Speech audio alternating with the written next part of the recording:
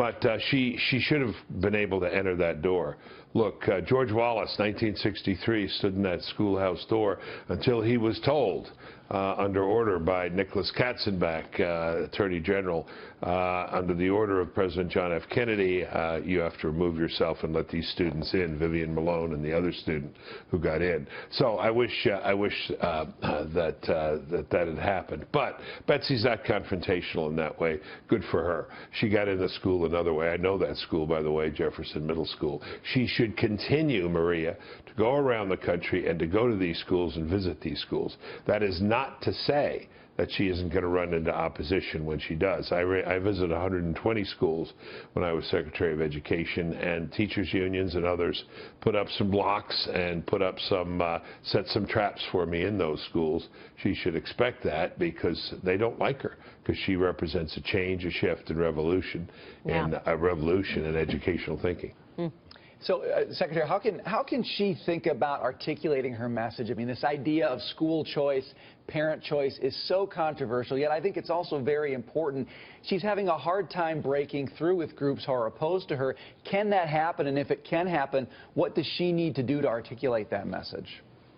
It's a great question. I mean, I think in addition to going to schools, particularly schools of choice, charter schools and the like, she can go appear with organized groups. There are organized groups right there in Washington, parents groups, the scholarship program, which President Obama cut, which allowed poor students, largely minority, from going to other schools that their parents wanted them to go to.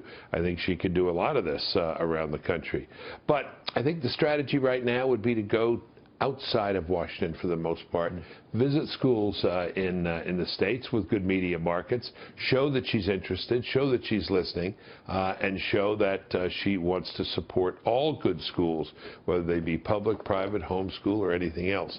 And she can get her message through. Yeah, go ahead, Jack. Mr. Bennett, it seems to me that the same people that are protesting against Betsy, her policies and really what she focuses on is giving, inner city kids, young, poor, minority kids options. It just blows me away that these same people are the ones that are protesting it. Yeah, what can the media do? Is it the unions? Is that why? Oh, sure it's the unions. Yeah. I mean, that's the heart and soul of the opposition. And of course, they understand with choice comes accountability, and with accountability means some people may lose their jobs. Look, I think we should pay our good teachers a lot more, and I think we should get rid of our bad teachers. And if the unions would just agree to that, we'd all be in sync. That's a big if. That's a very big if. That would be a great point. Let me switch gears, Bill, and ask you about the undocumented immigrant story. Authorities say they've arrested nearly 700 undocumented immigrants as part of a series of raids tied to the president's executive order to find and deport 11 million people living in the U.S. illegally. Now, yesterday, President Trump praised Homeland Security Secretary John Kelly. He said the raids were fulfilling a campaign promise. Watch this. General Kelly, who's sitting right here, is doing a fantastic job. And I said at the beginning, we are going to get the bad ones, the really bad ones. We're getting them out, and that's exactly what we're doing. So while the president is praising the raids, though, Senator Chuck Schumer is disturbed by them. He says he wants more information. Should U.S. Immigration and Customs Enforcement be more transparent? Where are you on this issue, Bill? Yeah, no, look, heaven knows, what a shock. The president is doing what he said he was going to do during the campaign, and I think this is new. People haven't seen this before. He's also, by the way, ironically, continuing many of the policies of Barack Obama. You remember deporter-in-chief, this is the guy who is sending more people out of the country, Barack Obama.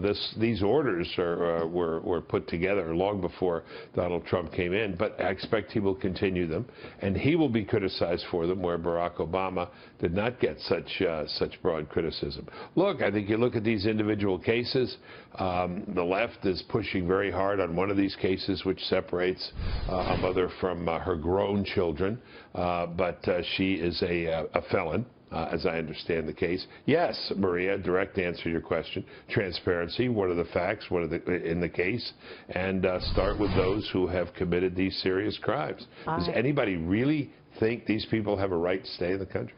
Right. Well, we've been just talking about that, actually. The answer is yes. Good. The answer is yes, by the way. There are people who think anybody who wants to come should come and be allowed to stay and be given benefits, and that's just nuts. Just nuts. Well, I don't know why people feel that there's this constitutional right to just come to America all the time, as if there aren't rules and a structure in place to actually be here legally. But, Bill, I think we agree on that point. Good to see you, sir. Thanks so much. Thank you very much. Thank you very much, Maria. Happy Valentine's Day. Thank you. Right back at you. Happy V-Day.